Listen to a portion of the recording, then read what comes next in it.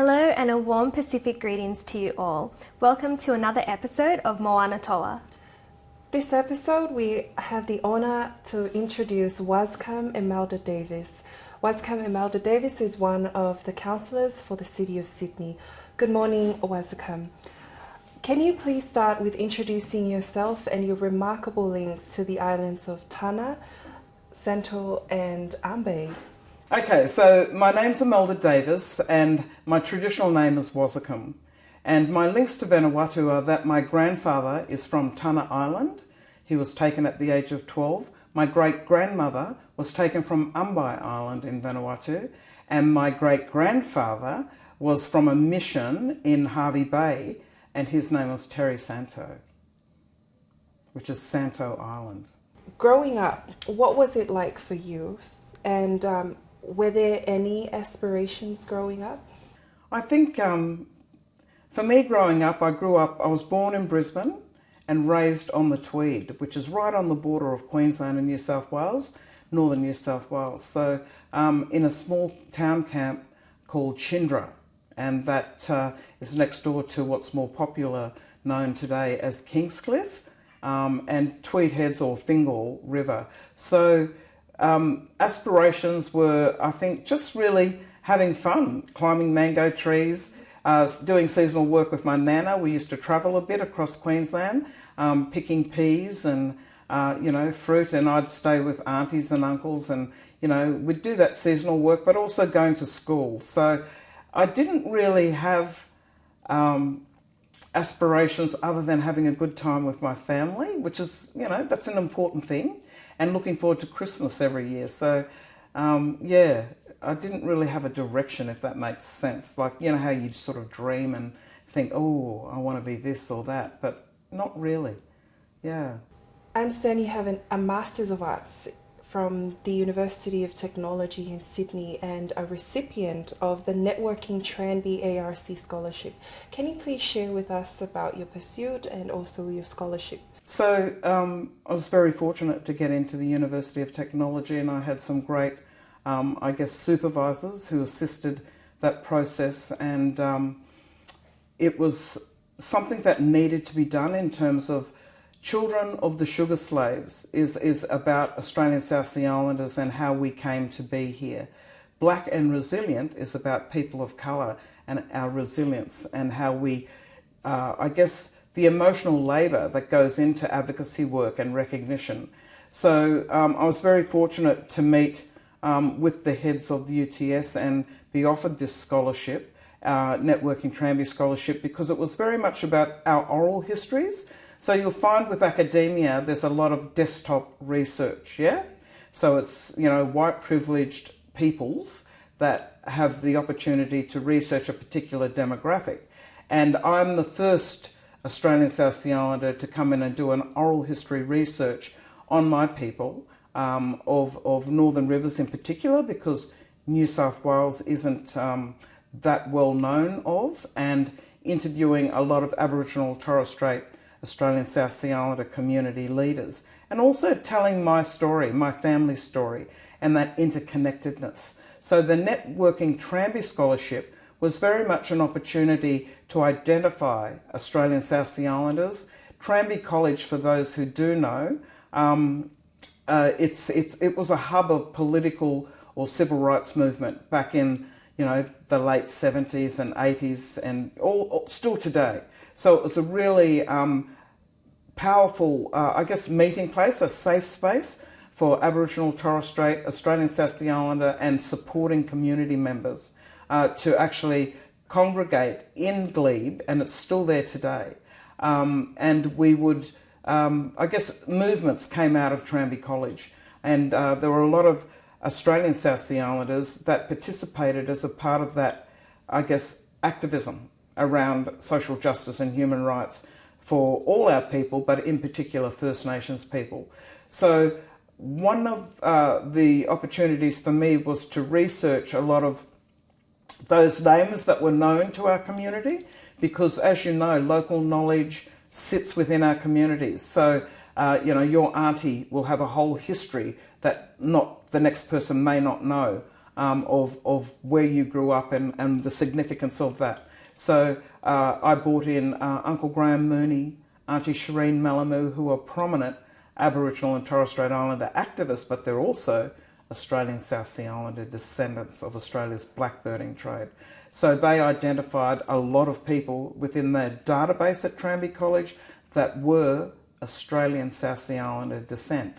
So one of the advocacy things that I've been doing over the last decade is saying we need to sit alongside our Aboriginal Torres Strait Islander families because we were absorbed under Aboriginal Protection Act's plantations, stations and missions. But we are also Indigenous to the Pacific, and we need to stand strong with our Pacific Island nations as well. So yeah, it's very complex, but Tranby scholarship gave me the opportunity to at least produce this thesis that tells the truth, I guess, of a nation, and it unearths the truth of our community stories and narratives about, I actually found out that my grandfather, through this research, he walked from Mackay when he walked from Bundaberg when the White Australia policy came in and went to a house in Ashfield at 25 John Street in Ashfield, right? But then there was an oral history from 1995 where one of the Togo families, another prominent Aboriginal Torres Strait South Sea family, spoke of their experience in walking or going to John Street, Ashfield. So it was a place where, in Ashfield, people congregated, Australian South Sea Islanders or South Sea Islander descendants, as a bit of a safe house or a gateway to, other opportunities in escaping, White Australia policy and deportation. So it's a big history that Australia has with our Pacific nations, and the truth needs to be told. Your areas of expertise includes community development, education, training, media and marketing. Wow. Can you share with us about some of the amazing work you've done in the past? At such a young age, I was very fortunate. I went to Canberra and I graduated from Narrabundah College and went straight into working with the Aboriginal Development Commission, and that was working with a prominent Aboriginal leader, Charlie Perkins. And I was doing administration mailroom because I was so young, but at the same time it really opened my eyes to self-determination and what that looks like for people of colour or black people in this country. And from there I was fortunate to get into film and television, and I spent the better part of 20 odd years, 28 years maybe more, as an editor, a film editor, when film was film, 16mm, and working on news and current affairs. And then I went from there to 1-inch tape, and then I went across and worked with Rachel Perkins on Blood Brothers. She's a prominent Aboriginal director, and worked as a production manager, worked as a producer, but at the same time I was juggling my then partner's, my baby daddy's 12-piece African band. So they were called Boubacar, and they were from Senegal, West Africa, and it was all traditional instruments. But I was doing that at the same time. And then I had my 2 children as well during that period. So it was a big juggling act. And I think that's where my resilience comes from, my nana and that upbringing of matriarchal family that we had, because our men were taken and broken, and they had to go out and fend and travel to different parts of the country to rebuild and things like that. But at the same time, I applied that to my subconsciously, I think, to my outlook on life and how to sort of survive and navigate. So I've done a lot of work working for news and current affairs, programs like Four Corners as an assistant editor, and Quantum, and all those old school programs with ABC television, but SBS. But then I went into Australian Film Commission or Australian Film Television Radio School, did work there in coordinating the editing department because of my expertise and knowledge in editing. And Australian Film Commission, where I rolled out as the black screen coordinator. I really loved that. The Message Sticks Indigenous Film Festival around Australia. So every year, once Rachel Perkins and Blackfella Films would finish producing their, promoting Aboriginal writer-directors, Aboriginal and Torres Strait Islander. So once that was launched at the Opera House, I'd roll it out across to various cinemas across the nation. So yeah, and then I thought, oh, I need to, because there's an unsung story here, and it was always looking at the Australian South Sea Islander, the forgotten people of this nation. And I pulled away from doing that work and thought I'll start putting that into recognition for our people and being able to, I guess, bring that narrative to the fore in truth-telling. So I'm very fortunate to be one of the founding members of our organisation, Australian South Sea Islanders Port Jackson, and working with representative leaders like Auntie Shireen Malamu, one of our first Aboriginal and Torres Strait Islander commissioners, and Auntie Benita Marbo, and so many, Uncle Graham Mooney, formidable elders that gave me the authority, and our elders give you the right? No matter who you are. If they say it's okay, you can do it. And I was blessed by that. So yeah, so today I'm very fortunate to take those learnings and advocate and you know, have achieved collectively, you know, some good work and recognition for our people in New South Wales especially and across the nation. But, you know, we've got challenges with, I guess, the exploitation of our seasonal workers coming in now. So a bit of history repeating itself. And that's the next battle, or it has been the battle simultaneously for the last 10 years.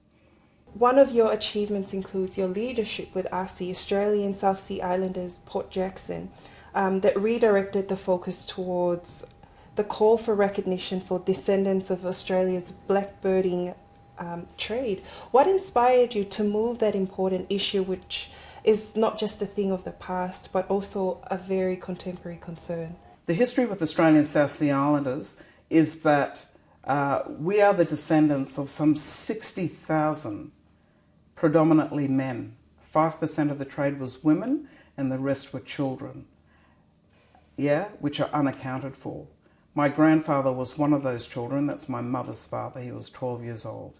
So Australian South Sea Islanders were recognised under the Commonwealth in 1994 as a distinct cultural group who value our islands of origin, but also we have an evident kinship with Aboriginal and Torres Strait Islander Australians, as well as we do not want to be absorbed under the multiculturalism banner until such time as a distinct cultural group we have built capacity for our community. And that's evident in the Keating speech of 1995 and just follow through from our elders and community voices. Now the challenge here is that in advocating for further recognition and winning New South Wales recognition in 2013 with the great work of Alex Greenwich and support of the City of Sydney, we were able to, I guess, simultaneously work with some of the challenges that were coming to us with our regional communities across Australia saying, hey, we've got seasonal workers here and Vanuatu provide 7,000 of the 10,000 workers that are picking our fruit today. Yeah? So they're a sought after, a brand if you like, worker. So the challenges here is that our descendants, such as myself, are in these remote and regional communities feeding and helping our people who are suffering under the guise of this seasonal worker program. So, or people that choose to exploit our seasonal workers. And it's not one or two cases, it's en masse. I've just gotten back from Cairns and I saw with the Vanuatu High Commissioner some 3,000 people and they are desperate and not, it's the same history, not understanding the contracts, not understanding what they're signing up for. You know, the loopholes in exploitation with fees and charges. You know, if you dig deeper, you will find, even with, you know, the Tongan, Samoan and all the other nationalities that are coming from these Pacific nations, the challenges are real. And, you know, we don't talk because we're humble, you know, we're gracious people. And history says that as well, that, you know, Vanuatu people also are the very most accommodating with these trades. So in enabling that, our last 10 years has been really advocating, lobbying DFAT and governments to, I guess, look at cultural frameworks that respect who we are as people and our customary practices and how we, I guess, interpret what's being on offer for us, yeah?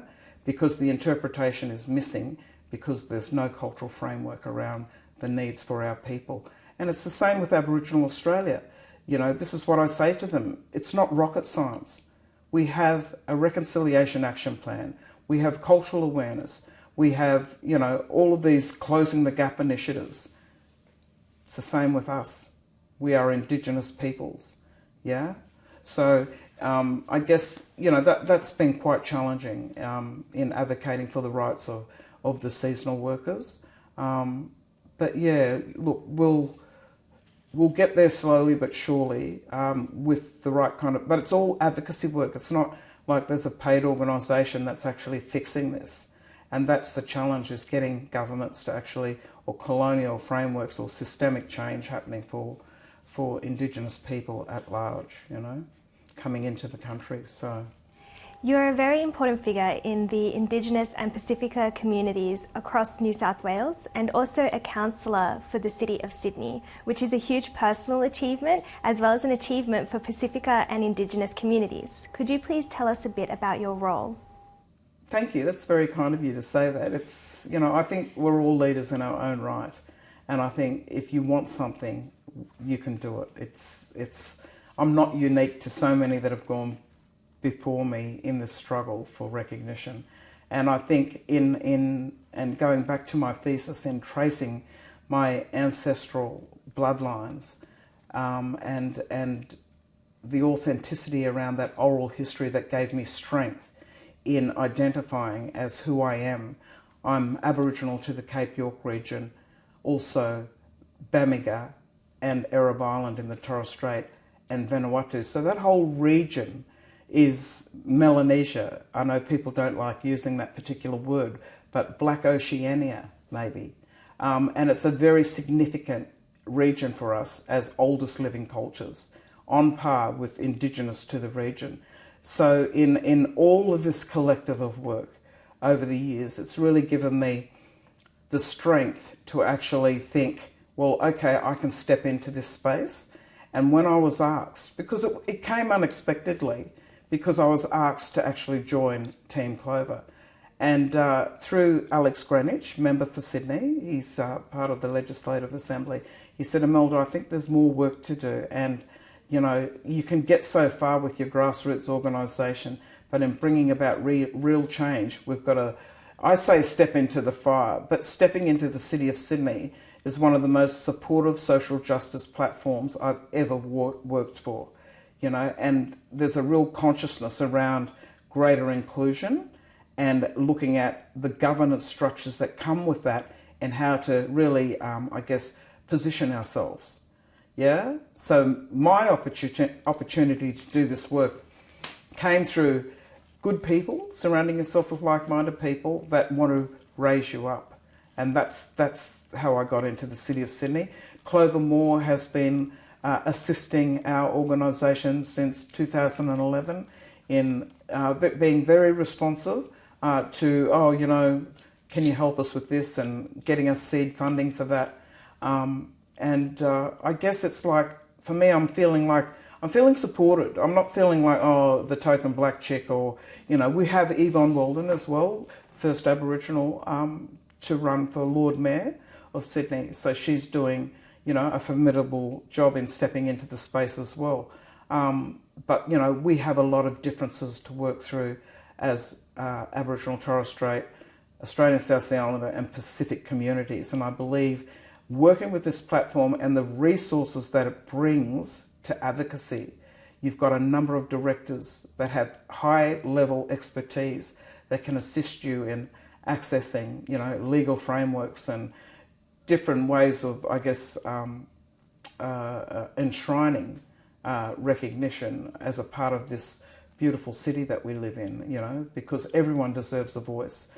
And they bypass the fact that, you know, Sydney or Port Jackson is a receiving port for our Pacific Nation peoples, long before, Cook arrived, 1788. It's dates back to the 1760s, and we had civil societies before then. So we've got to unpack the truth around that and work with, representation, true representation, in collaboration. It's not about denying people a voice. It's about all those that have been in the space for a long time. It's about our voice, for us, by us. Our series target audience includes young aspiring female leaders. Do you have any advice that you could offer them? I think stand in your power, know your identity, and if you don't know your heritage or your bloodline, find it. And don't deny, you may be mixed, like my father's from the Caribbean, but I can't deny that identity. So when I speak about myself, I'm proud of my diverse Indigenous ancestry. And I think that's where our power comes from, is being in spaces such as this that enhance that. And once you know where you come from and what you stand for, I think, the rest, it's not a piece of cake, but surrounding yourself with like-minded people, sorry, itchy, hang on, start again.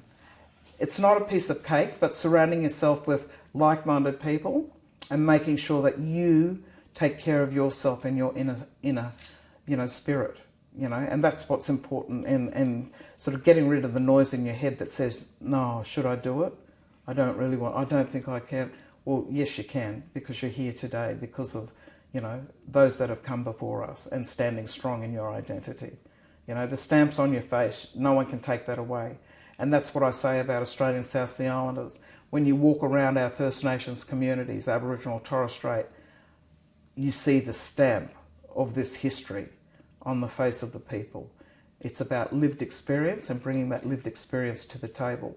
I was brought up an Australian South Sea Islander, but I do have Aboriginal, Torres Strait, Caribbean heritage, but my lived experience is Australian South Sea Islander. So what does that look like, in the broader scheme of things for this country?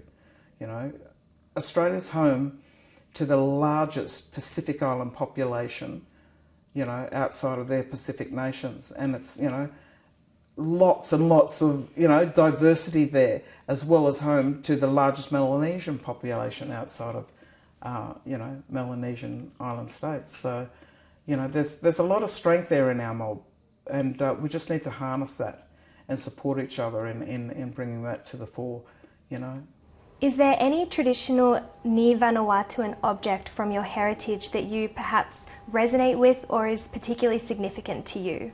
Don't know that much about my heritage in terms of, in-depth custom and the practice around this, but this is a tum-tum, and it's mainly, it's more prominent on Ambrym Island. And it usually is a lot larger than this. It's very phallic in its representation, which is deliberate, and it represents also the male and female genitals in the drums that they make. And these drums are quite big, and they've got the slit down the middle, and they bang that working with ancestry, bringing in ancestry. And I particularly like this one because it's from Umbai, which is my great-grandmother's island, and it was a gift from the former Foreign Minister for Vanuatu that he brought over for our Sugar Fest in 2019. So I have this in my house. It's a sign of protection as well, and it's like guarding our space. So I have that. I've got a shrine of crystals and knickknacks that I love, and I put that centre. And then the Maruk feather, when the Council of Chiefs in Vanuatu in 2015, I went there because I've done a lot of, national disaster resource assistance. Not just me, but our organisation and the Australian community, but for Cyclone Pam and Cyclone Winston for Fiji. And we procured, quite a significant amount of necessary resources. But they took me out to the Nakamal, which is where they drink the kava. And they did a traditional ceremony, and they brought all the middle bush. So my grandfather's from middle bush, which means middle bush of Tanna. And the middle bush boys come over, or traditional dancers, and they did this huge ceremony and painted my face and took me into the Nakamal and put these feathers in my hair. And the chief gave me the name Waskam. And this is a marook feather, and it allows me, well, the name Waskam as well, and the recognition ceremony around it allows me to stand in the Nakamau and speak amongst the chiefs, whereas the women sit. Yeah, so Cyclone Pam, I used that power, right? That's my superpower. And there was some challenges around the containers, and one of the chiefs would say, oh no, because they can just say, no, we want that, we'll take that. And I went and I had a meeting with all the chiefs, and I sat in the middle with the chiefs, and I told them, no, you can't have these containers. And they respected that. And so we distributed, you know, a significant amount of resources across, you know, damaged islands at that time with Cyclone Pam. And it was all the women that came out to help me, and it was something like 150 women. We didn't have forklifts. They just come, deconsolidated all these containers. It was like 6 40-foot high cube containers, bigger than this room. It was amazing. This month, the focus is on women and their social, economic and political achievements, of which you have many. Is there any issues that you would like to highlight this International Women's Day? I think, you know, for me, when I think about women and the achievements, I think about my mother, my grandmother, I think about my daughter, you know, all of those fantastic matriarchal, you know, people that have supported us over the years, and I remember them with you know, a great deal of gratitude.